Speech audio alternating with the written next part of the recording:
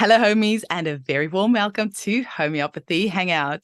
Today, we have a lovely guest, Abdul Hay Holdaik, in Egypt, but at the moment you're in Paris, right? Welcome to the show, Abdul. That's right. Thank you for inviting me. Sounds like you're doing a very interesting job there. Well, it sounds like you're doing a very interesting job, which I'm seriously excited to dig into. I didn't know that Abdul means servant. And you just before we started recording said something really interesting about your name, Abdul Hay. And can you just talk to us a little bit about that? And also, just any of our listeners who are being thrown by the accent like me, you've got the Dutch surname. You're in Paris at the moment after having just been in Amsterdam, but you actually live in Egypt. So can you just tell us a little bit about yourself? Well, it's a rather long story, but in general, I grew up abroad. My parents traveled a lot. So I was born in Holland, but we went to Sumatra and then Singapore and America. And so my training is usually in international schools. That's why I have this particular accent. And some 40 couple of years ago, I met a Sufi sheikh. And this Sufi sheikh gave me my name in Damascus when I was visiting Damascus at the time. And in the Islamic tradition, God has 99 names. That's a symbolic number, but many people are called then by the servant of one of those 99 names. So Abdul means servant, sometimes translated as slave, but it can mean both, of that particular name. So my name is Hayy, means the living. So I'm the servant of the living, right? And so he gave me that name, and it's kind of stuck with me since then. Incredible. And can you please tell us your journey, Abdul, how you were first introduced to homeopathy? How did that come across your path? Well, I've always, I'm a kind of generation of the 60s and 70s. So, and I was already particularly very much into alternative everything.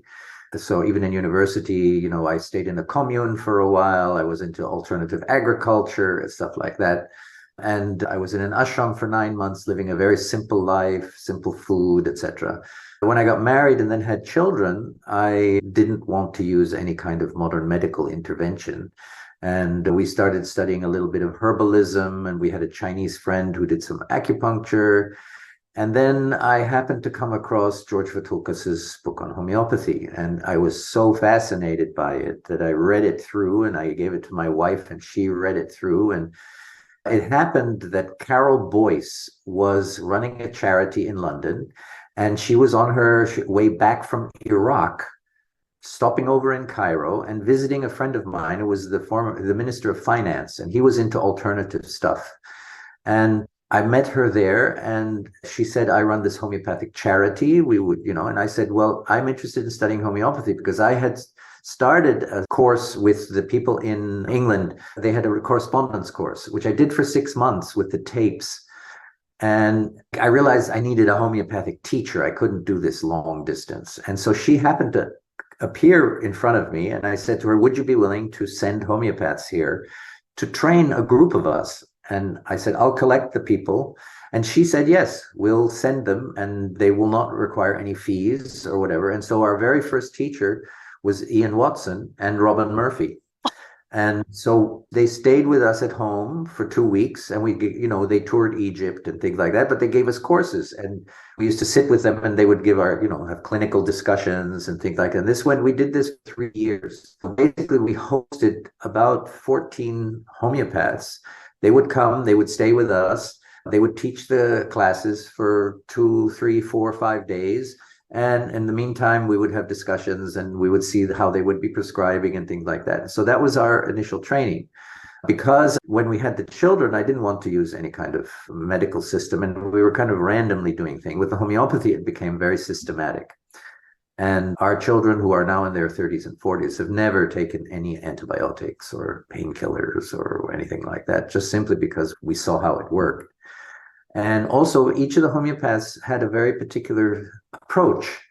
Some of them even used remedy makers. One of them only prescribed using a remedy maker and had very good success. And so from that point of view, I wasn't yet into the sort of theoretical wars of the homeopathic philosophy yet. Yeah. I just saw it, it worked this way, it worked that way. Well, we'll try it out.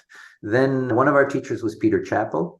And Carol Boyce's charity finished, and Peter Chappell volunteered to also, if we paid part of the fees, to send us people for 2 years to give us a diploma from the London School of Homeopathy. And so we did that for 2 years. And after that, Ian said to me, well, you have enough.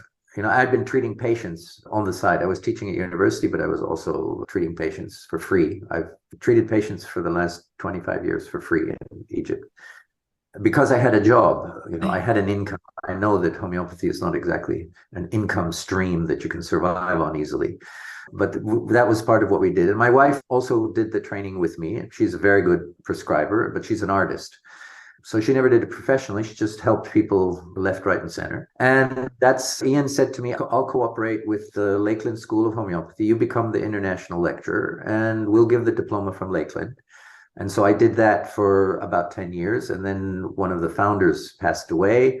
And then Robin Murphy offered to share the degree with me. So until Robin Murphy passed away, I was giving a degree from Robin Murphy's school. I'm sort of the international branch. So that's how it is. And so pretty much every homeopath, unless they've come from abroad, has been trained either with me or by me. And I think Egypt. I read like the last 18 years you've been teaching, right? Yes. So yes.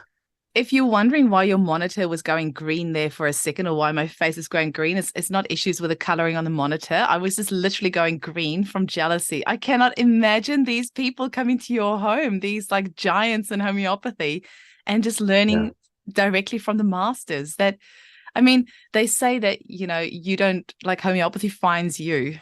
And it certainly sounds that was the case with you. I don't even know what to say. Yeah. And that was the beauty of it. So I got Robin Murphy's degree only through his audio tapes. I mean, obviously, we met him many times when he came to Egypt and everything, but my wife and I did his whole audio course. And we learned a great deal from each one of them. And that's part of our practice is really, I think what I learned most is about the practicality of it. I'm a standard Western skeptic kind of thing. And if it doesn't work, it doesn't work. So I don't care what the theory is, it has to work. If it works, then I will take a look at it. And so the school that I now have, and I'm now twinned with the Belgian School of Homeopathy. This was arranged by a friend of ours. And basically, I see that homeopathy it's like a toolkit.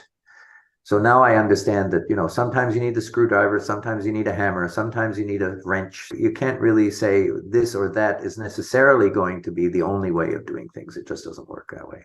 Well, I'm so extremely excited to hear you say that, because that is unfortunately one of the things in homeopathy. I try not to talk about it in the podcast too much. In 200 odd episodes, it's only been maybe briefly mentioned here or there.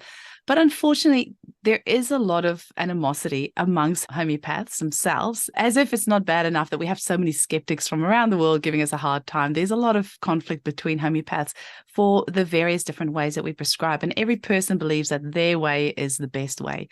So to hear you saying that, and I love that visualization of, sometimes you need a screwdriver, sometimes you need a hammer, sometimes you need a wrench, because it doesn't have to be all or nothing. We've got this smorgasbord of beautiful modalities that we can use with countless remedies, and it doesn't have to be one or the other. We can pick and choose, and you can change. You don't have to stick with one modality for the whole of your life. If you find a different one that you find is better, then go there. And in my practice, I've definitely found when I get to a stage where I have a bunch of cases and the universe likes to send them to me, and then I just get stuck with them and I'm like, okay, there's a pattern here. What's going on? And then I have to go look outside of what my current toolbox is. And you will be guided when it's time for you to go on that journey and go find some other tools there. They're all there. You don't have to know about all of them all at once. They will find you. Yes. And there was I was in a conference in Bruges 2 or 3 years ago with all the big ones, Scholten, Shankaran, all of them, Schur. And they did this live case on the stage, right? They didn't completely finish taking the case. And then each one of these, luminosities gave their prescription. Every one of the prescriptions was different. And so I never knew what the patient got. But it was a demonstration for me that, you can approach it from many different ways. And their analyses were beautiful. It wasn't that they were, just simply, they were prescribing from their particular theory, and they were giving what they thought was the best remedy and whatever. I don't know what worked in the end, but that's how we learned it, basically. And you have to, in the beginning, My course itself, of course, we basically concentrate on the core principles of classical homeopathy. That's basically what you have to have. You have to have that really sort of body of knowledge, and you have to keep expanding it. You have to keep learning and all of that. But in the application, you have to try different things, and certain things will not work.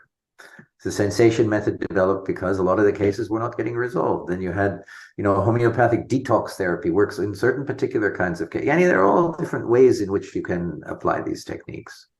And I think you said that at your school, your students learn a little bit of everything, right?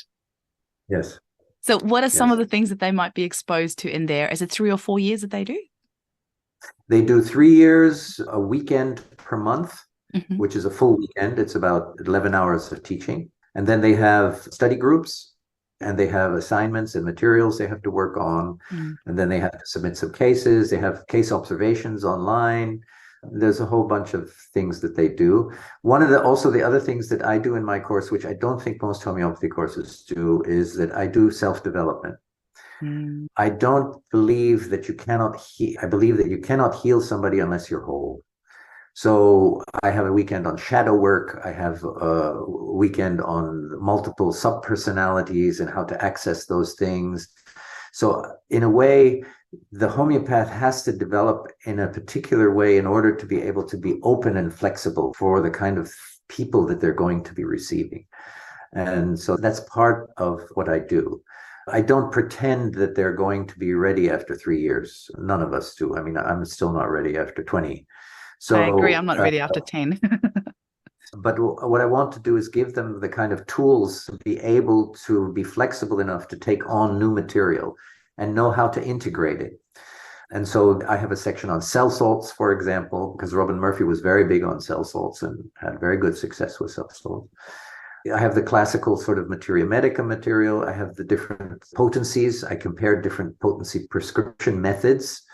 Robin Murphy was also, low potency prescriber, LM potency prescriber. And then I contrast it with the various other methods. So I bring in Vitulcas's levels of health. I try to bring in as much as possible of the theory. And in the beginning, it's kind of confusing for students because there is so much to integrate. But by the second year, they're becoming more comfortable. I also teach Heine Frey's polarity analysis method, because Heine Frey came to Cairo and gave a big seminar. And I also used his method. And I find it very good for beginner students because the remedies are limited, the technique is very straightforward, etc. And so by the second year, they've got at least one solid thing that they can begin to use. I also use the subscriber-based Complete Dynamics, which is a real savior because he gave us a special deal for Egypt. And so students for 3 years get a subscription-based thing for this repertory. And it saves me a lot of work because there's the materia medica on it and there's a very good repertory. So these are all the sort of things that I do throughout the 3 years. And currently it's only online, because I've kind of shifted a little bit of my emphasis to a course that I teach called the Who Am I course. It's a 9-month course, which partially comes from this homeopathic self-development stuff, and because I taught at university a course called Who Am I for students who are Egyptian in an American educational context. And that seems to be very popular. And since I'm officially retired from university, I only try to do these teaching things a little bit. That's it.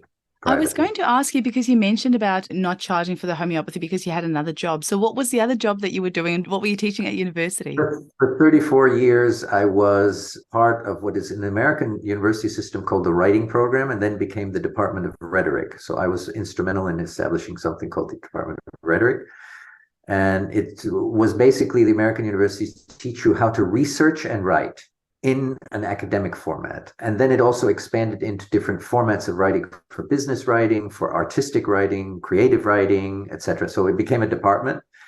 And I got bored with it towards the end. And then I developed the first interdisciplinary course in the university for the students who I thought were not integrating as people. So this was the Who Am I course that I developed for freshman students, and it's still being taught.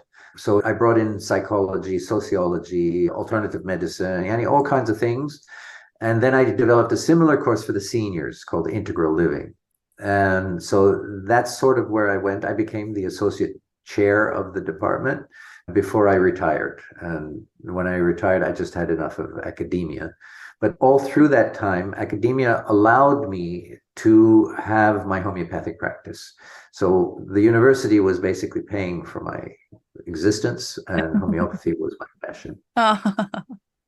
It's sometimes quite nice having a foot in both worlds, though. Like, keeps you grounded and keeps you real.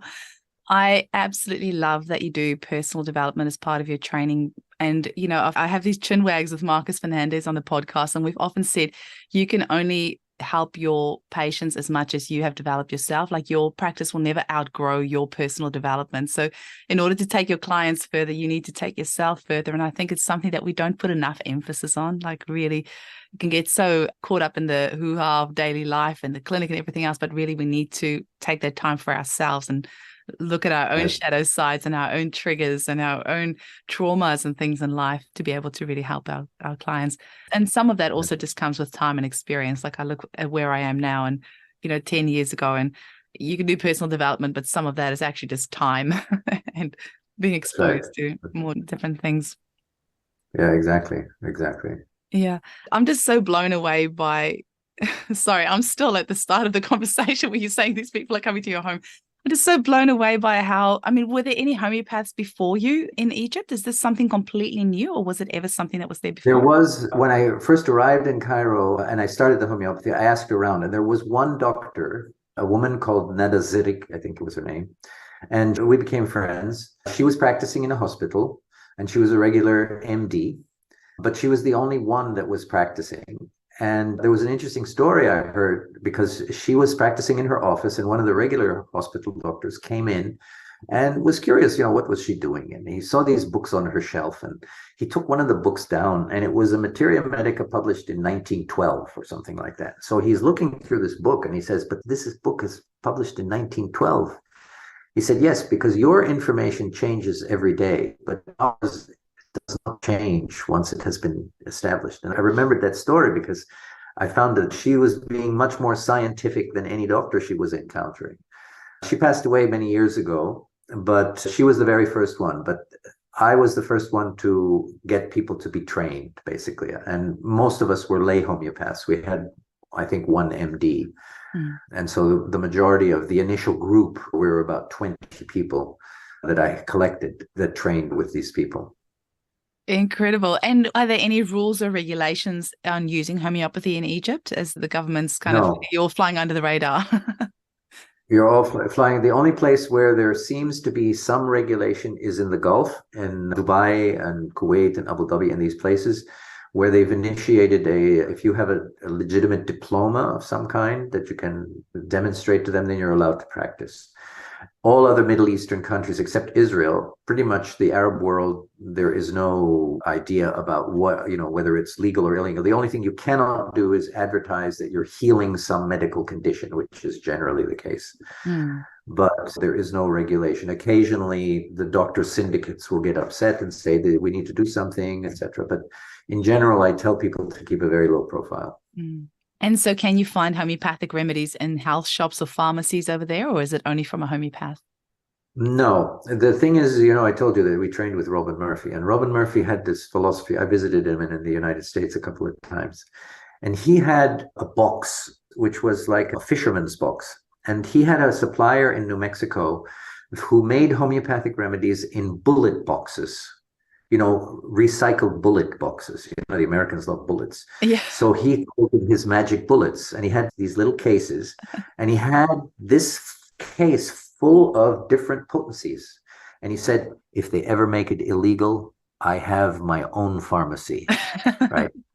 He was a sort of survivalist American mentality in the homeopathic field.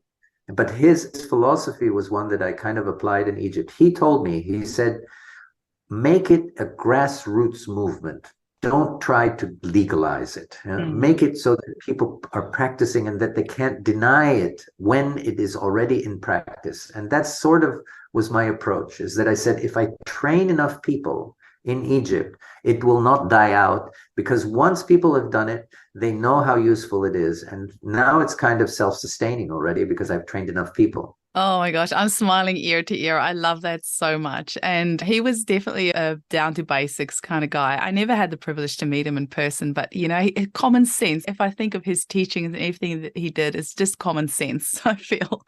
But yeah, if you empower the people with homeopathy, then nobody's going to be able to take it away from them.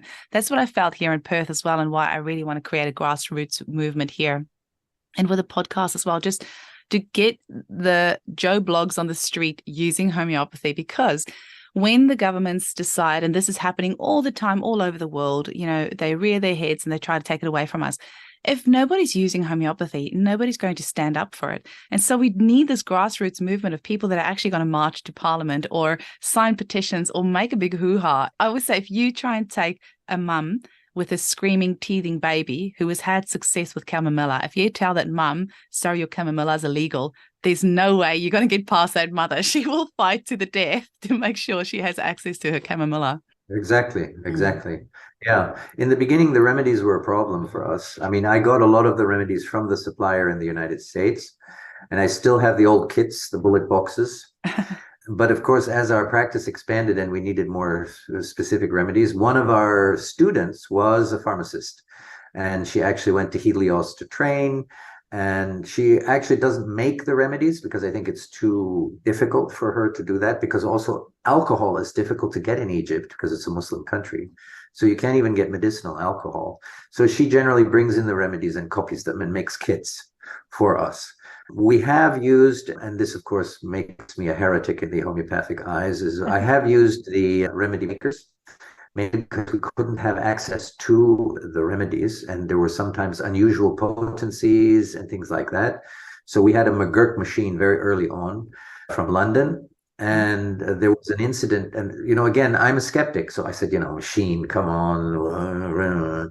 So we were in Sinai, and we were camping in one of our favorite places, and there was some of the Israelis used to come across the border and camp there as well. So we were called because the people that ran the camp knew that we practiced homeopathy, and they were saying, come, somebody has burned themselves. And so they had one of these gas cookers had exploded in one of the Israelis' hands and had severely burned his hands and singed his face. So the only thing we had with us was the remedy maker. And so we started making remedies and prescribing and prescribing and prescribing. And we had to leave the next day because the children were going to school. So we left them with all the remedies and told them what to do. So a week later, we get a call from Israel. And of course, the Egyptian secret police monitor all the telephone calls. And we thought, oh my God, Israel. And it was this man. And he said to us, he says, I want to thank you so much because the burn left no traces whatsoever. I healed extremely quickly. And you know that I am a healer and my hand is my most important instrument. And so when I heard this, I said, okay, if I have to use the remedy maker, I will use it. I generally use the remedies if I have them from the kits, but if I don't have something, we will use those. Oh, you've just given me goosebumps. That is so cool. And I just received my Remedy Maker machine a couple of weeks ago. I haven't used it yet because it arrived just before we went on holiday and we've only just come back. So it's sitting there. I'm working up the courage to go and use it because I had Jill Turland on the show. She's 80 and still practicing here in Australia, and she's used a Remedy Maker her whole life. And Robin Murphy, I know, used Remedy Makers as well. He said that he would sometimes use the Remedy Makers and sometimes use the remedies. And so I'm trying to be a little bit braver and, turn that machine on and start using it. So I will be using it soon. But it's one of those things we've always got to stay open-minded, don't we? Well, again, I heard a story recently. You know Elise Timmerman? Yes, she's been on the show as well. Yes, she's a good friend of ours. And Elise was very good friends with a South African woman who basically spread homeopathy in most of sub-Saharan Africa. And she told me the story. She passed away recently. Yeah. We talked about her on the show. I'm trying to think of her name now. Anyway, I know who you're talking about. Yes, she basically was married to a very rich husband who was working for a company. She was in London and she got interested in homeopathy, and her son got ill, and her husband was not convinced about this homeopathic stuff. So she sent him to the Royal Homeopathic Hospital, and Fubister was the head pediatric clinician there. And he cured the boy. And Fubister met her and talked to her and said to her, I want you to take all these books back with you to South Africa, because there's no homeopathy in South Africa. He gave her a whole bunch of books. And then he said, don't tell anybody in the hospital, but here is a machine that you can make remedies with that I've been using for years. And it was one of these card machines. I don't know if you know the Ray machines. It was I've seen them. Ian Watson used it. And she took this remedy maker back to Africa, and she practiced for many, many years, only acute emergency stuff with this remedy maker. And when she spread homeopathy to other countries in Africa, one of the gifts she always gave was one of these remedy makers. Wow. I think her name was Elvia. I just remembered. Elvia, that's right. Yeah, and I think it was only last year that she passed away, and she was about 90 years old. And I think, one of the ladies on the show was saying she was still sending out prescriptions on the day that she died. Yes. Yes. And something else interesting I found, have you heard of the Narayani remedies? Yes. Yeah, and that actually Narayani trained Alvia as well. So there was this whole, just everyone just knows everyone. And the more I speak to people, the more I'm like, oh, this person knows that person was influenced by this person. It's really beautiful. But how cool about Phobister? I did not know that part. Yes. That's very cool. These little tidbits are just, they're gold. Now, another very interesting little tidbit is that you helped to translate Amy Lansky's book, Impossible Cure, into Arabic, which if there was only ever going to be one book that was translated, I think even more so than the Organon, I think Amy Lansky's book is the one that should be translated in all languages. It's a beautiful book. She was my first guest I had on the podcast. Oh, really? Yeah, I read a lot because I'm an academic, so I read a lot. So I was reading all the homeopathy stuff, and I found her to be the most succinct author in terms of describing all the different aspects of homeopathy. And because she personally experienced that with her son, I thought this is the perfect book to translate. And I basically not crowdfunded. I had friends who had money. I said, would you be willing to translate this? And I got a UN translator to do it. And then I had it reviewed by the Arab-speaking homeopaths. And then I got another friend who printed the book. But of course, there was no market. And when the book was published, I distributed to some bookstores. It wasn't taken. And then I finally said, okay, we have all these books. They're going to be useless if we don't do something with them. So I started distributing them to my patients. So some of the homeopaths I said, if you have patients who speak Arabic, don't speak English, give them this book, and this way it's kind of has a ripple effect. And so that's how we're doing it. We never made any money on it or anything. That is a really good book to give to any home user. And my clients who have read that book, they get much better results from their consultations because they understand the whole process on such a deeper level. And Amy wrote it in such an amazing way that anybody can understand it. And let's face it, we all love stories and we all love a personal experience. And I love how she's woven that in with Tale of Homeopathy. It was beautifully done. That's right. That's right. Yeah, very nice. Amazing. So is there anything else that you can tell us about the scene of homeopathy in Egypt, or maybe where you're hoping to see things going in the future? Where do other homeopaths that have qualified, are they busy in their practice? Is it really hard to make gains? With COVID, it seems around the world, homeopathy really thrived. Did you find that in Egypt? I mean, what do you see the future of homeopathy like in Egypt? Well, I always remember there's a famous saying, you get the politicians you deserve, well, you get the medicine you deserve, right?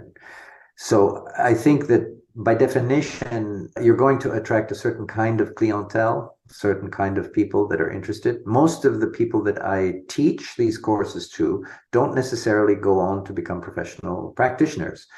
And that's actually the purpose of the exercise, is that when we talk about a grassroots movement, you want to have people that are educated in the system, but don't necessarily, they use it for their family, for their friends. They have an alternative way of viewing the medical practice, medical practitioners. And so I think maybe only about a tenth of all the people that I've taught maybe 300 or 400 or so, will go on to practice. We have thriving homeopathic practices in Egypt. There are a lot of people. And I don't really kind of expect anything specific, because I know that some people will find their alternative healing modality once they finish the course. Some people become body practitioners of some kind, osteopathic practitioners. Some use bioresonance machines. Some become flower essence practitioners, some whatever. And in that sense, there has been a great interest and revival in all kinds of alternative practices. Robin Murphy was the one who initiated me into that, but I do Qigong before all my classes. So we do half hour to 45 minutes of Qigong with my students, because it's the only way you can experience energy. So if you're an energy practitioner, you got to experience energy. How are you going to, So I do this with most of my courses. So some become Qigong practitioners, some become whatever. And so it's just spreading that overall awareness to everyone at all levels that makes it then become sustainable. And we have some very good practitioners, and we attract people coming from abroad. Shankaran came several times, and Scholten came a couple of times. So we're exposed to many different kinds of practice, and this kind of has sustained the community. That's amazing. I mean, Egypt is a pretty amazing location. I think that's a good way to get practitioners. That's one of the reasons. One of the reasons the homeopaths liked to come was because it was Egypt. Of course. Yeah. Wow. So, Abdul Hay, if you were to kind of leave our listeners with a final message, what message would you want to leave them with? And how can people find out more about you? You can't find out more about me. You can't. Part of the principle of Who Am I course is that you never really see anybody. It sounds like you're going into a whole different podcast here. That's right. No, my message would be that this concept of being open and flexible, that allowing yourself to be able to explore different avenues rather than rejecting them outright. It's also very interesting that, as you probably know, almost 90 to 95% of my students are women. And most of the patients we get are women.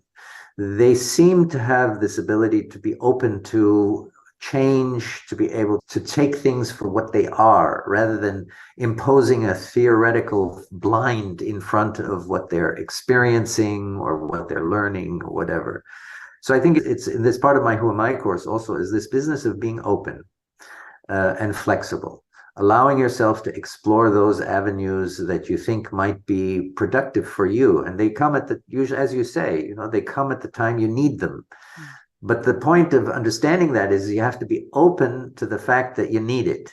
If you're not open, you're going to miss it. And so I think that that's one of the things, especially in homeopathy, you have to be flexible, and both in terms of your clients and in terms of your own practice. Yeah. And I was going to ask you, your domain name is H2RC2. What does that stand for? I wanted to make it sound scientific. It was very early on that I got it. It's okay. It's Holistic and Homeopathic Research Consulting Center. Okay, which is that's too long. So it looks like a chemical formula of some kind. So I sound very scientific on my website. I love that. Amazing. So you said you retired. So maybe if, I don't know, we have got a couple of people in Egypt that listen to the podcast. I don't know who they are, but if people want to seek out a homeopathic practitioner in Egypt, have you got a place where they can get hold of them, or how would I can always recommend, Diani. I have the graduates are listed on my website, and some of them are practicing, some of them not. So usually I'm contacted personally. And so people can always contact me via the website. The email is there. Amazing. Well, thank you so much for coming on the show today, Abdul Hay. You have completely just made my day. You have gotten me excited all over again about the interconnectedness of homeopathy, right? Like, we're all so interconnected. We all are just here for the higher good of humanity and helping and serving. And it's beautiful to see you as such a living example of that. So thank you so much for coming onto the show. Thank you, Eugenie, and thank you for hosting me. Thank you. It's a pleasure.